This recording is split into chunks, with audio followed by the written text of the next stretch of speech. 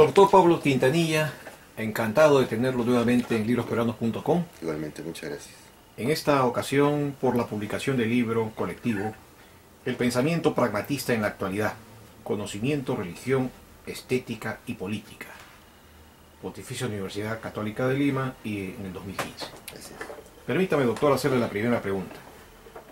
En el prólogo se dice lo siguiente: los autores contemporáneos o neopragmatistas simplemente siguen algunas intuiciones fundamentales de los pragmatistas clásicos. ¿Quiere esto decir acaso que el pragmatismo ha perdido el impulso creador de sus orígenes y es el momento de glosadores y los comentaristas? Pienso que no. En realidad creo que hay un conjunto de intuiciones básicas que desarrollaron los pragmatistas clásicos. Estamos pensando, claro, en Peirce, en James, en Dewey, en Josiah Royce, en Mead, pero creo que estas intuiciones básicas han dado lugar a un frondoso cuerpo de reflexión filosófica que además ha sido muy influyente en distintas ciencias. Por ejemplo, en el caso de las ciencias sociales, gracias a la influencia de George Herbert Mead; en el caso de la filosofía de la ciencia, con el instrumentalismo, gracias a Hilary Putnam, por ejemplo, o a Thomas Kuhn. Pienso que en muchos casos la influencia que el pragmatismo tiene en la filosofía contemporánea y en la ciencia contemporánea no se reconoce como pragmatista, lo cual no es importante. Por ejemplo, uno puede leer a Thomas Kuhn y no va a encontrar que Kuhn confiesa ser pragmatista, o uno puede leer lo mismo en Quine, aunque Quine sí confiesa su pragmatismo en algún momento, Putnam también. Pero las intuiciones pragmatistas están claramente presentes, que uno reconoce esa influencia. Ahora, me parece que estos autores desarrollan esas influencias y elaboran nuevas influencias. Entonces yo lo que diría más bien es que el pragmatismo, para empezar, es una familia de concepciones filosóficas. No la consideraría una corriente filosófica como podría ser la fenomenología, por ejemplo. No, es una familia de corrientes y por tanto hay muchas discrepancias al interior, pero es una una familia de corrientes filosóficas que sería algo así como lo que se llamaría un conversation starter, o sea, un iniciador de debates, antes que un conversation stopper. Eso es lo que a mí me resulta más interesante el pragmatismo, lo que puede ofrecer a la filosofía y a la ciencia actual. Por ejemplo, yo veo una fuerte influencia del pragmatismo en las neurociencias, en el psicoanálisis. ¿Por qué el psicoanálisis? Porque uno, por ejemplo, podría preguntarse cuál es el estatuto ontológico de conceptos como inconsciente o como superior. Y claro, no tendría mucho sentido decir que el inconsciente es una entidad que existe en el cerebro. Quizá alguna vez el neuropsicoanálisis encuentre algún tipo de correlación entre fenómenos cerebrales y el inconsciente. Pero tiene más sentido decir que es un instrumento conceptual que nos permite explicar formas de comportamiento humano que de otra manera serían inexplicables. Y eso es muy, muy pragmatista. Dígame, doctor, y si viéramos el inconsciente como un procesualismo, ¿estaríamos también dando una perspectiva pragmatista? Procesualismo en el sentido de funcionalismo. Sí. Sí, de hecho, importantes filósofos de la mente de corte pragmatista son también funcionalistas, o lo fueron en algún momento, ¿no? Ese es el caso de Putnam, que es nada menos quien inició el funcionalismo, aunque después adoptó otras posturas, ¿no? Pero también podríamos pensar en autores como Andy Clark y otros autores. Entonces sí, yo también entiendo los fenómenos mentales como funciones cerebrales, por así decirlo, ¿no? Y entonces eso es perfectamente compatible desde mi punto de vista con alguna forma de pragmatismo. En el prólogo también se afirma lo siguiente: desde finales del siglo XX existe un innegable interés en el pragmatismo en tanto tradición filosófica. ¿Encuentra usted puntos de coincidencia entre este renovado interés por el pragmatismo y la globalización neoliberal imperante? ¿No le parece que el enarbolado falibilismo pragmatista es una forma de adecentar la máxima de la verdad como utilidad en la creciente norteamericanización de la filosofía latinoamericana? Creo que no, pero es una pregunta muy interesante, porque creo que da en el corazón de una serie de preocupaciones o de problemas, ¿no? Por una parte, creo que fue un error de William James el definir el pragmatismo como aquella posición filosófica que cree que la verdad es lo útil. Eso lo dijo James, y creo que fue un error. Tan error que Peirce, que fue digamos, colega y maestro de Peirce, en algún momento de su vida, graciosamente dijo, ya no voy a hablar de pragmatismo, sino de pragmaticismo, para que la gente no confunda mis opiniones, ¿no? Yo creo que sería más correcto hablar de la verdad, en mi sentido pragmatista, como aquel tipo de explicación más apropiada para un determinado objeto de estudio.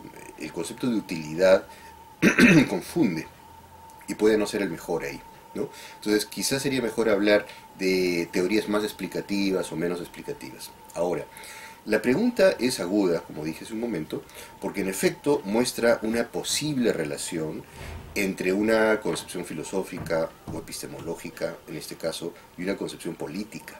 En particular, digamos, esta concepción cortoplacista del neoliberalismo, esta concepción que intenta maximizar el bien económico, el bienestar económico, además de una generación, no pensando en el futuro, y ni siquiera de toda la generación, sino de un grupo de esa generación, del grupo de esa generación que está más, que tiene mejores condiciones económicas. Entonces, yo creo que no hay, felizmente, conexión entre pragmatismo y neoliberalismo. Yo, por ejemplo, no me considero un neoliberal de ninguna manera, ¿no? Sí considero que tengo fuertes influencias del pragmatismo, pero también es un problema la palabra pragmatismo, ¿no? Eso lo conversamos en otra ocasión, porque la palabra pragmatismo está envilecida, ¿no? Cuando uno dice que una persona es pragmática o que una concepción es pragmática, normalmente quiere decir que es práctica pero poco teórica, o que no tiene pretensiones a largo plazo, que es inmediatista. Y ese es el sentido coloquial de la palabra pragmatismo, es casi denigrante, ¿no? Ha habido presidentes de la República en el Perú, en nuestro país, que se autodefinen como pragmáticos. Me estoy refiriendo, por ejemplo, a la dictadura de Fujimori. Fujimori decía, yo no me vengo con filosofías, yo soy un hombre pragmático, ¿no? Entonces, en ese sentido, pragmatismo es lo opuesto a lo filosófico, ¿no? Pero es una pena que ese haya sido digamos, el devenir de la palabra pragmatismo, ¿no? Ahora, Peirce, en algún momento de su vida, consideró utilizar no la palabra pragmatismo, sino la palabra pluralismo. Yo creo que hubiera sido mucho más razonable y no tendría esta connotación tan negativa que tiene ahora. Entonces, para contestar directamente la pregunta, creo que no hay una conexión entre el pragmatismo en el sentido filosófico y el utilitarismo o el neoliberalismo contemporáneo. Sí creo que hay una conexión entre el pragmatismo en el sentido coloquial y el neoliberalismo, pero ese pragmatismo en el sentido coloquial no me parece interesante, no es filosóficamente interesante, ¿no? Insistiendo tangencialmente en aquel pragmatismo coloquial, ¿usted estaría de acuerdo en considerar a Augusto B. Leguía como un pragmatista? Sí, y en el sentido coloquial, y a Fujimori también, ¿no? Y a muchos otros presidentes del Perú también, y a Alan García también, ¿no? Pero ese pragmatismo en el sentido coloquial, como dije hace un momento, me parece que incluso es éticamente cuestionable, ¿no? Porque privilegia, lo que dije hace un momento, privilegia el beneficio, el bienestar inmediato por encima de principios éticos o encima incluso de las generaciones venideras. Y en sentido no coloquial, ¿usted estaría de acuerdo en calificar la actuación de Raúl Porras Barrenechea en el año 60 cuando se opuso a la resolución pretendida de Estados Unidos en la OEA de expulsar a Cuba? Si yo la calificaría como pragmatista. No colonial, pragmatista, no coloquial. No, yo diría que no es ni pragmatista ni no pragmatista en el sentido filosófico, porque el pragmatismo es más una concepción filosófica que tiene, como sabemos, digamos, elementos epistemológicos, políticos, morales, etcétera, pero no necesariamente se expresa en una posición política tan concreta como el acto que se menciona. Perfecto. El pragmatismo, desde el punto de vista de su origen, está vinculado a la distinción kantiana entre lo regulativo y lo constitutivo, y es una acentuación sui generis de lo regulativo. Coincidiría por ello con Royce en sostener que el pragmatismo es una forma de idealismo subjetivo. No, no coincidiría. De hecho, esa es la concepción de Josiah Royce, en efecto, quien era en el fondo un hegeliano, ¿no? Y quien fue la influencia fundamental de este gran filósofo peruano de quien hemos hablado en otra ocasión, que es Pedro Zulen, ¿no? En efecto, es lo que piensa Royce, pero yo no creo que esa sea una concepción pragmatista en el sentido clásico. Por eso es que a Royce a veces ni siquiera se le considera un pragmatista, ¿no? Yo pienso que el pragmatismo más bien es una posición realista. Y en ese sentido, los pragmatistas clásicos, por ejemplo Peirce, consideraban que las posiciones idealistas como la kantiana eran formas de lo que Peirce llamaba numenismo. El numenismo es la doctrina que considera que nunca conoceremos la verdad en sí misma, que la verdad en sí misma es desconocida y que solo conoceremos la manera como se nos presenta. Kant, ¿no? De hecho, cuando Kant publicó la Crítica de la Razón Pura, en su época los filósofos recibieron ese libro como una obra escéptica más. Y yo diría que el pragmatismo es anti-escéptico y anti-relativista. Entonces el pragmatismo más bien diría que nosotros tenemos un conocimiento de la realidad en sí misma, de la realidad como es, solo que no hay solo una manera como la realidad sea, no hay una manera, no hay solo una manera como la realidad es en sí misma, hay muchas maneras como la realidad es en sí misma. Entonces podemos reconstruir, recoger, describir esa realidad de maneras muy distintas. Ese es el pluralismo de Peirce del que hablaba hace un momento. Entonces, yo diría que el pluralismo de Peirce lo que hace es acentuar, subrayar la idea de que la realidad tiene muchos aspectos y que cada teoría o cada descripción de la realidad lo que hace es iluminar alguno de ellos, lo cual no implica que haya una descripción de la realidad que sea necesariamente la correcta. Entonces, para cerrar un poco mejor mi respuesta, yo diría que lo que hace el pragmatismo es objetar el gran proyecto moderno, el proyecto que está en Descartes, en Hobbes, hasta en Hegel, por supuesto, de encontrar una mathesis universalis, de encontrar un conocimiento de la realidad tal como es ella en sí misma, una descripción última de la realidad. ¿Por qué? No porque crea que es imposible conocer la realidad, sino porque cree que es posible conocer la realidad de muchas maneras diferentes. Con esta definición de Peirce del pragmatismo como un pluralismo, Sí. entonces ¿no sería el pragmatismo un fenomenismo? No, definitivamente que no sería un fenomenismo, sería una forma de realismo, ¿no? Entonces lo voy a poner de esta manera. Supongamos que uno le preguntase a Peirce o a algún otro pragmatista clásico, ¿qué cosa es la realidad en sí misma? ¿No? Yo pienso que Peirce u otro pragmatista contestaría, yo no te puedo decir qué es la realidad en sí misma porque no hay solo una descripción correcta, hay muchas. Entonces puedo utilizar una descripción física, puedo utilizar una descripción química, puedo utilizar una descripción macroscópica, puedo utilizar una descripción psicológica y todas son simultáneamente correctas. Claro, entonces alguien diría, bueno, es una forma de relativismo. No, porque todas son correctas para determinada finalidad, dependiendo de cuál sea el objetivo que tú tengas. Entonces, si tu objetivo, por ejemplo, es explicar la vida mental de las personas, vas a utilizar probablemente una descripción psicológica. Si tu objetivo es mandar una nave espacial a la Luna o una sonda a Júpiter, probablemente lo que necesites es una descripción física. Pero todas estas descripciones son de la realidad. Ahora, por supuesto hay mejores y peores descripciones para una determinada finalidad.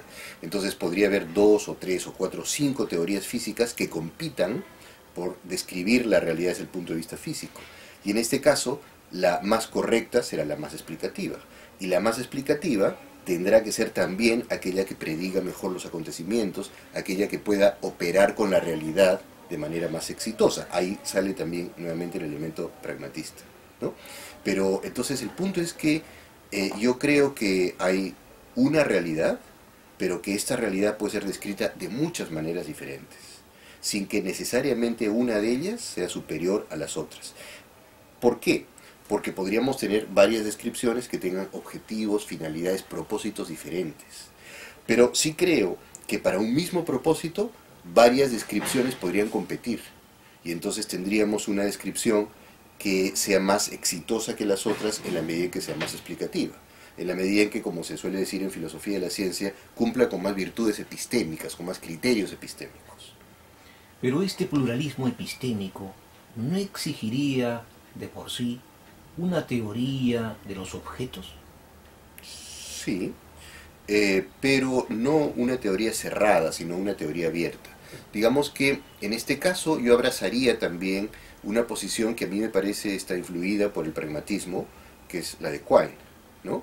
En su célebre artículo La relatividad ontológica, que está en el libro La relatividad ontológica y otros ensayos, Quine lo que sostiene es que no tiene sentido preguntarse qué es la realidad en sí misma, sino más bien tiene sentido preguntarse con qué entidades, con qué objetos está comprometida una teoría.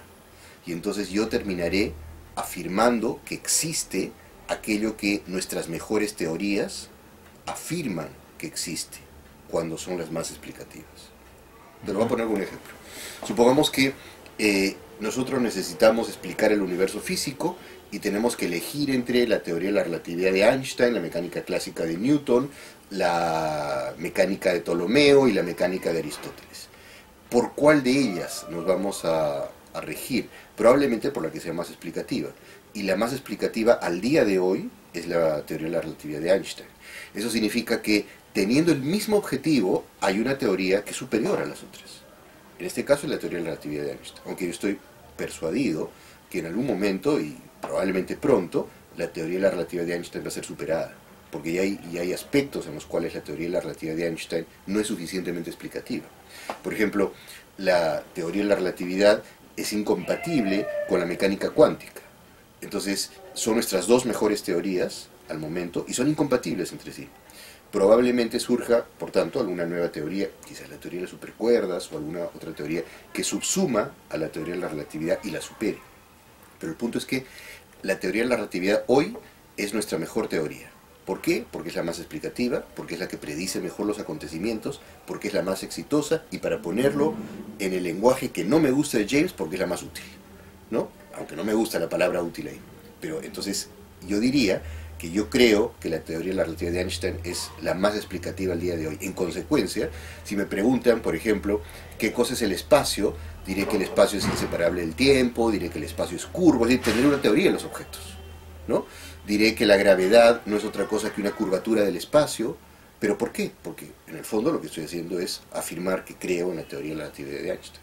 Sin embargo, ¿no le parece a usted que los límites de la teoría explicativa llega a un margen anfibológico y difícil de decidir cuando está atendiendo a objetos de carácter universalísimo, como por ejemplo la existencia de Dios?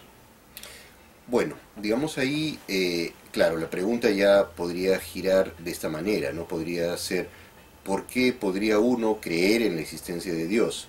¿Cree uno en la existencia de Dios de la misma manera como cree uno en la existencia del espacio-tiempo? No, porque en el caso de los objetos físicos, estamos hablando de entidades que son observables, de entidades que son, en todo caso, entidades inferidas a partir de otras entidades observables. En el caso de Dios, no. Yo creo que en el caso de Dios, quien tiene convicciones religiosas puede tenerlas por muchas maneras diferentes, por muchas razones diferentes. Una de ellas, la más racional, digamos, sería porque cree que se necesita postular la existencia de Dios para explicar otros fenómenos, como por ejemplo el universo. Esa sería la posición de Tomás de Aquino, por así decirlo, ¿no? Que es totalmente racionalista, ¿no? Él tiene 5 pruebas, 5 vías para llegar a Dios, totalmente racionales, ¿no? En cambio, otra persona podría decir que tiene lo que en religión, en teología se llama la experiencia de Dios, o sea, una suerte de experiencia de lo divino que hace que esa persona tenga convicciones y creencias y que piense que existe una divinidad. Pero esto está más allá de cualquier teoría, es una suerte de experiencia propia, ¿no? Una experiencia psicológica personal, por así decirlo. ¿No hay teoría de la creencia? De la creencia sí, pero no necesariamente de la creencia en Dios, aunque uno podría tener una teoría de la creencia en Dios, claro, pero serían teorías diferentes, ¿no? Putnam ha subrayado que la intuición profunda del pragmatismo es la simultaneidad del falibilismo con el antiescepticismo. Esto equivale a afirmar que el pragmatismo no es un nihilismo en la medida en que no niega el sentido del ser. Pero ¿no cree usted que esta vuelta al objeto, dentro de los límites del fenómeno experimentable, es un flaco favor a una modernidad que ha sustituido el sentido del ser por el ser del sentido? Bueno, de hecho, el falibilismo es la tesis que sostiene que cualquiera de mis creencias podría ser falsa, pero no todas ellas, ni tampoco la mayor parte de ellas al mismo tiempo, ¿no? Esto que podría sonar a una forma de escepticismo no lo es, porque por el contrario, lo que está diciendo es que necesariamente la mayor parte de creencias, de un sistema de creencias, tiene que ser verdadero, ¿no? Entonces, no es una posición escéptica, como se dijo, no es una posición nihilista, de ninguna manera, es una posición más bien antiescéptica y es una posición antirrelativista. Yo vería esta forma de antiescepticismo y antirrelativismo como desarrollada de una manera muy ingeniosa por Wittgenstein, el último Wittgenstein, el Wittgenstein sobre la certeza, por Davidson en ese famoso artículo que se llama On the Very Idea of a Conceptual Scheme, sobre la idea misma de esquema conceptual. Entonces, para llegar a la última parte de la pregunta, yo lo que creo es que el pragmatismo es la mejor forma de posmodernidad, ¿no? A mí no me gusta mucho la expresión posmodernidad, la palabra posmodernidad, pero si tuviera que elegir una familia de posiciones filosóficas que creo yo han superado, subsumiendo a la modernidad, yo me referiría al pragmatismo. Creo que es una superación exitosa de la modernidad, por así decirlo. Ahora bien, de las entrañas de la modernidad salió la posmodernidad. ¿Cómo puede el pragmatismo contrarrestar la desfundamentación posmoderna cuando, al hacer depender la verdad de la utilidad, que ya usted lo ha cuestionado, contribuye al giro que va a culminar en el exilio del sujeto? Bueno, en efecto, yo no asociaría verdad con utilidad, sino con explicación, ¿no? Entonces yo diría que una proposición es verdadera si es la que está mejor justificada en base a la evidencia en condiciones ideales. O sea, haría asociar verdad con justificación más que verdad con utilidad, ¿no? Entonces, viendo las cosas de esa manera, no creo que sea necesario rechazar el fundamento. En efecto, como la pregunta señala, la posmodernidad abandona el concepto de fundamentación, abandona el concepto de verdad, abandona el concepto de racionalidad. Yo creo que eso es exagerado. Creo que no podemos vivir sin concepto de fundamentación, sin concepto de racionalidad, sin concepto de verdad. Lo que tenemos que hacer es contextualizar estos conceptos y, como se suele decir ahora, deflacionarlos. Tener concepciones deflacionistas o minimalistas de verdad, de fundamento, de justificación, de razón, de conocimiento, ¿no? Lo voy a poner de esa manera. Yo creo que lo que conduce a la posmodernidad son las altas pretensiones en la modernidad. La modernidad, desde sus orígenes, y por ponerlo de alguna manera con Descartes en adelante, tiene pretensiones muy ambiciosas, ¿no? Cuando los filósofos modernos se dan cuenta que estas pretensiones son exageradas, que no es posible llegar a tener un conocimiento absoluto, único, una mathesis universalis, que no es posible llegar a demostrar de manera digamos, definitiva la existencia de Dios, que no es posible tener un concepto absoluto de verdad, entonces abandonan todos esos conceptos. En lugar de reformularlos, en lugar de minimizarlos, en lugar de desinflarlos, por así decirlo, que creo que sería lo que habría que hacer. Cuando nos oponemos a un concepto absoluto de verdad, o a algo aproximado a aquello, entonces estamos haciendo énfasis en una postura realista moderada, Sí, epistémica, sí. y alejándonos de un realismo ontológico. No, yo diría que ese realismo moderado y epistémico es también un realismo ontológico. Yo creo que existe una realidad que es independiente de nosotros, que es independiente de mi voluntad, que esa realidad la podemos conocer o no la podemos conocer, pero creo que en general estamos en contacto con la realidad. No es que nuestro conocimiento sea conocimiento de fenómenos o de impresiones sensoriales, ¿no? Nosotros conocemos la realidad. Lo que pasa es que no podemos separar la realidad de las interpretaciones que hacemos de ella. Pero no es que nuestro conocimiento sea solo interpretación de la realidad, no, es conocimiento de la realidad. Solo que el conocimiento de la realidad viene ya interpretado, por ponerlo de alguna forma, y viene interpretado en gran medida gracias a nuestras prácticas sociales, que es el sentido que a mí me gustaría subrayar de pragmatismo, aquel según el cual nos basamos en prácticas sociales. El conocimiento comienza con prácticas sociales, lo dado es las prácticas sociales. Por ejemplo, un debate clásico entre los filósofos modernos es acerca de lo dado, ¿no? La palabra lo dado viene de datum en latín, el datum en latín significa lo que se nos ha dado, pero también el dato, ¿no? El dato en el sentido más contemporáneo. Entonces, por ejemplo, para Descartes, lo dado, el datum, o sea, la información primigenia original, es la conciencia de uno mismo. Para los empiristas británicos, lo dado es la experiencia sensorial, y así, ¿no? Para Kant es lo fenoménico. Para los pragmatistas, lo dado es las prácticas sociales, el comportamiento social, que es inseparable de la realidad.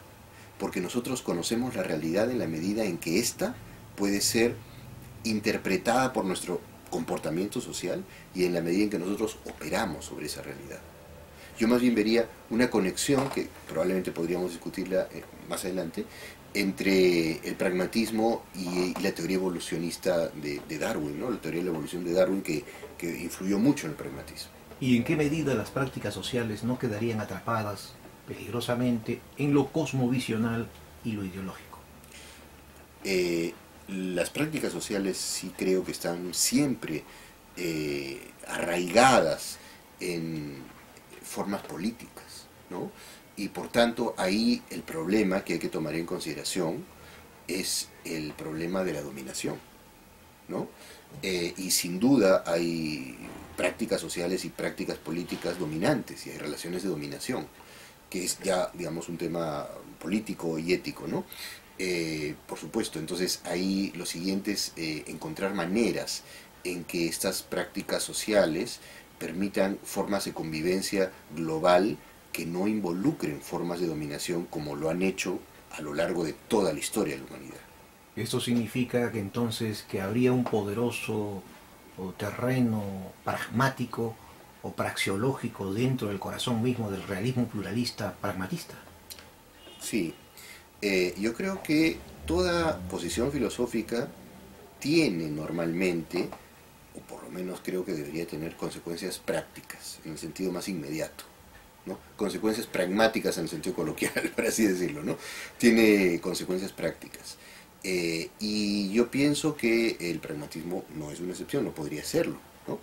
Y en este caso, entender formas de coexistencia social sobre la base de principios éticos en un mundo globalizado es uno de los temas más interesantes de debate filosófico actual. En el libro usted tiene un interesante aporte sobre la crucial teoría de la verdad, intitulado Verdad y Justificación, los límites del etnocentrismo.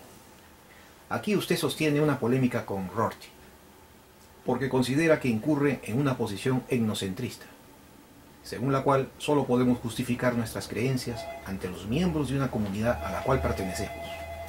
¿Por qué considera equivocado y confuso este criterio de Rorty? Bueno, Rorty distinguía, a mi juicio correctamente, entre un etnocentrismo inclusivo y un etnocentrismo exclusivo. El etnocentrismo exclusivo es indeseable. Es aquel según el cual una comunidad se considera superior, ya sea axiológicamente, moralmente, valorativamente o epistémicamente que otra comunidad, es decir, se considera más cercana a la verdad o más correcta, lo que fuere, ¿no? En cambio, el etnocentrismo inclusivo, que no solo es deseable, sino inevitable, es aquel según el cual toda comunidad inevitablemente ve a las otras desde su punto de vista, desde su enfoque, es decir, son otras para esta comunidad. Muy bien. En ese artículo lo que yo hago es participar de un debate que se dio entre Rorty y Hilary Putnam durante un par de décadas por lo menos, acerca de las relaciones entre verdad y justificación. Ambos pragmatistas, pero Putnam más cercano al pragmatismo clásico de Peirce y Rorty más cercano a, digamos, el pragmatismo de John Dewey. De hecho, a Rorty no le gustaba mucho Peirce. Rorty en alguna ocasión dijo, lo único que Peirce hizo fue ponerle nombre al pragmatismo, que es sumamente injusto, creo yo.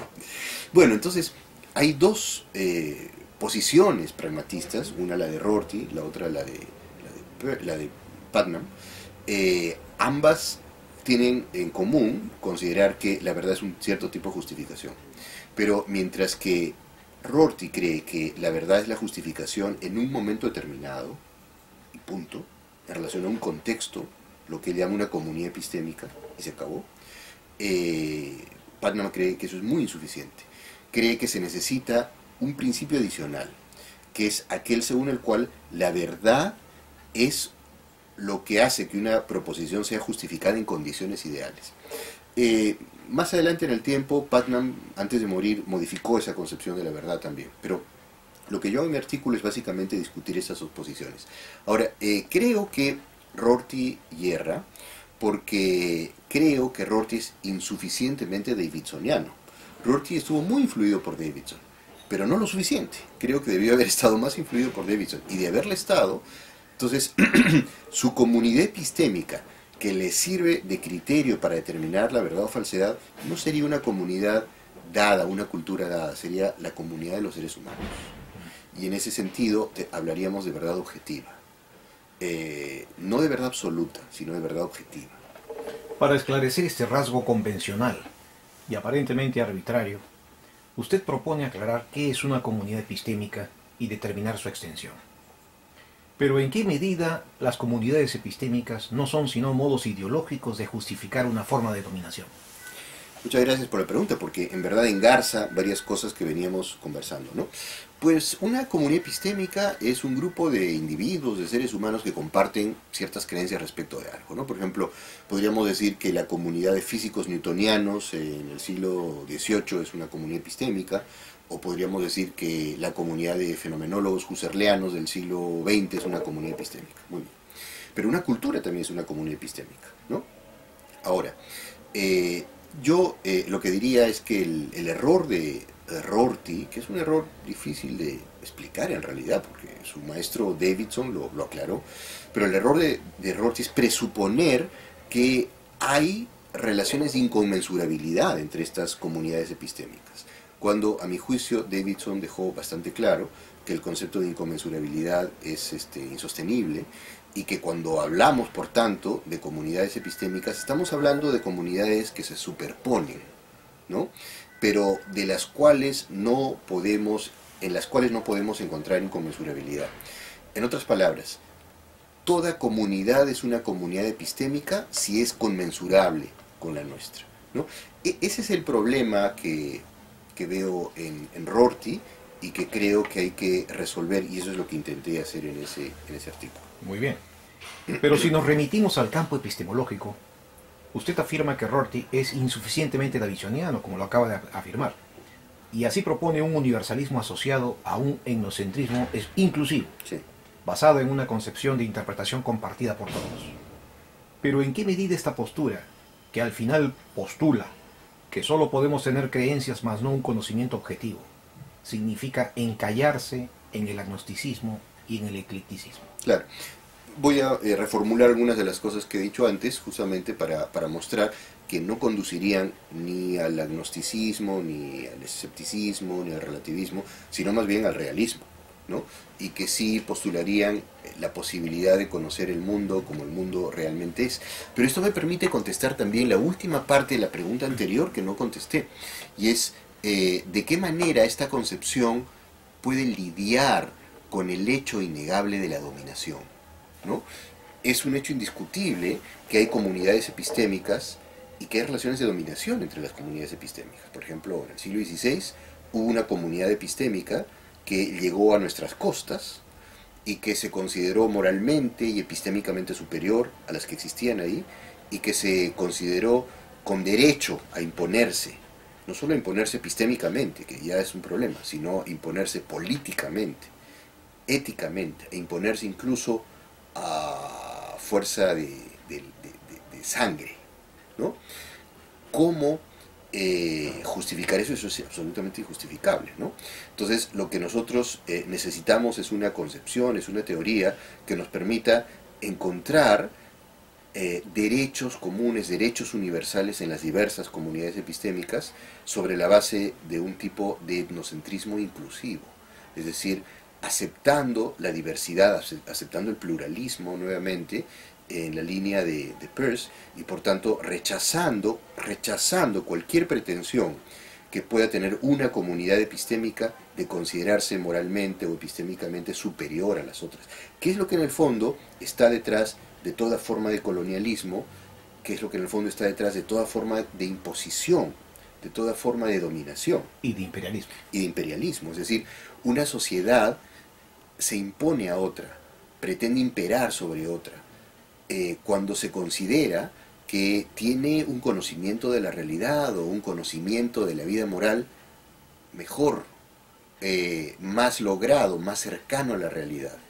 Eso sería inaceptable desde el punto de vista del pluralismo pragmatista de los pragmatistas clásicos. De hecho, es interesante, pero por ejemplo Dewey, que fue el más político de los pragmatistas, era un hombre muy crítico del colonialismo y del imperialismo americano de su época, como lo era Davidson. Poca gente sabe que Davidson era un hombre de izquierda, ¿no?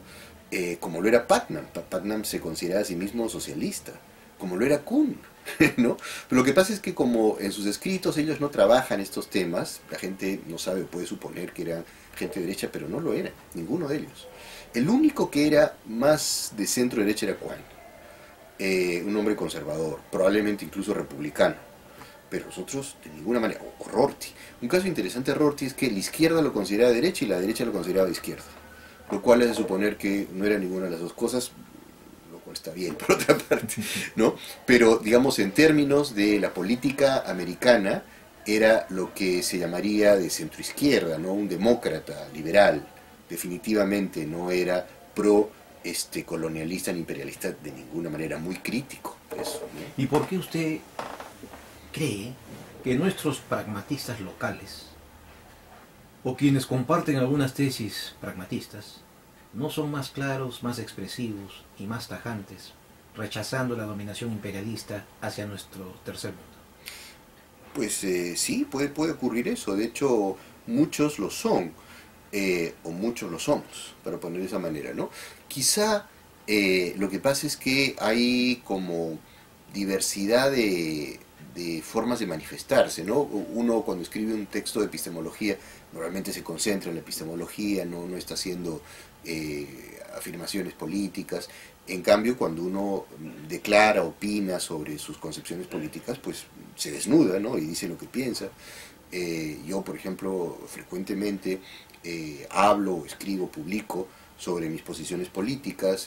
Lo último ha sido un cuestionamiento de esta barbarie que ha sido la invasión a Irak de Estados Unidos y de Gran Bretaña, con el apoyo de muchos países europeos, y que precisamente hace unos pocos días ha dado lugar a un informe británico independiente que sostiene que las razones que condujeron a la invasión a Irak fueron todas ellas o errores o irresponsabilidades. Eso no tiene ningún tipo de justificación, es una barbaridad, ¿no? Y yo creo que los responsables deberían estar en la cárcel. Pero ¿a dónde quiero llegar con todo esto? Quiero llegar precisamente a que uno puede tener una concepción fuertemente antiimperialista o fuertemente anticolonialista que sea perfectamente compatible con una posición filosófica pragmatista o analítica, y que a veces no se ve en los artículos que uno escribe a nivel epistemológico porque está escribiendo sobre eso, ¿no? Efectivamente. Por último, doctor, permítame hacerle una pregunta un poquito extensa. Y por lo tanto, le ruego su paciencia. ¿Tiene sentido afirmar la existencia de una verdad objetiva cuando la verdad es vista como un sistema de creencias compartidas? La primera pregunta. ¿No le parece que la interpretación de la verdad es aquí confundida con la comprensión de nuestras creencias? ¿No cree que este abandono del lenguaje representacional y la asunción del monismo antirrepresentacionalista agota el proyecto de la filosofía lingüística, en tanto que nos lleva a pensar que sólo podemos tener creencias, mas no un conocimiento objetivo del mundo? ¿No cree usted que esta racionalidad normativa, que concede un mínimo de credibilidad racional al lenguaje del hablante, equivale a la última versión del idealismo de Berkeley? En una palabra, ¿no cree que esta concepción de la verdad epistémica y minimalista, donde lo verdadero y lo falso es suplido por enunciados mejor justificados, es otra berkeleyada más? No creo eso. Pero es una pregunta muy interesante porque en efecto hay muchos críticos del pragmatismo que lo pondrían de esa manera, ¿no? Y a Rorty con frecuencia se le criticó de ser o bien un idealista lingüístico o ser alguna forma de relativismo. Yo sí creo, como ya lo he dicho, que existe una verdad objetiva. ¿Y qué cosa sería la verdad objetiva? Sería una proposición que está mejor justificada que otras proposiciones, según la evidencia que tenemos ahora y en condiciones ideales. Eso significa que si llegáramos a tener toda la evidencia relevante, esa proposición de todas maneras quedaría mejor justificada que las otras. Ese elemento es muy importante. Es lo que se suele llamar un principio cautelar. ¿Por qué? Porque nos permite aceptar la posibilidad de que nuestras creencias estén bien justificadas ahora, pero que sean falsas. Lo cual es evidente, eso puede ocurrir, si no, no nos equivocaríamos, ¿no?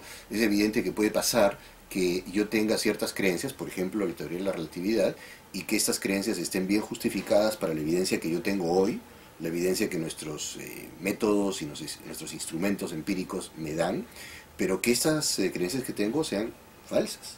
Entonces, ¿falsas en qué sentido? En el sentido en que si tuviera toda la evidencia relevante, se mostraría que estas creencias son falsas. Entonces, por eso se llama un principio cautelar, porque es lo que nos permite ser cautos respecto de afirmar que toda creencia bien justificada es verdadera. No toda creencia bien justificada es verdadera. Toda creencia bien justificada en condiciones ideales es verdadera, ¿no? Ahora, la crítica que se hace a eso es quién determina qué son las condiciones ideales. O el concepto de condiciones ideales es tan amplio, tan impreciso, tan vago, que puede ser inútil, ¿no? Pero yo creo que no, yo creo que funciona como una cláusula cautelar, justamente para evitar ese error que es identificar verdad con justificación a ultranza, ¿no? Pero entonces, para englobar la respuesta, yo insistiría en que el pragmatismo, por lo menos el pragmatismo que a mí me interesa, que es el de los autores que he mencionado, conduce más bien a una forma de realismo, a la aceptación de una verdad objetiva, al pluralismo epistémico, también al pluralismo ético, al cuestionamiento, al rechazo de toda forma de colonialismo, de imposición, de dominación, a la defensa de nuestra obligación para buscar la verdad, nuestra obligación moral para buscar la verdad, ¿no? En eso a mí me gusta mucho la posición de Clifford, de William Clifford, que entró en debate con William James respecto de si es una obligación moral tener creencias verdaderas. Yo creo que sí, que estamos moralmente obligados a buscar tener creencias verdaderas y por tanto estamos moralmente obligados también a tener un comportamiento ético que se infiera de esas creencias verdaderas. Doctor Pablo Quintanilla, infinitamente agradecidos por esta paciencia Encantado. y estas injundiosas respuestas.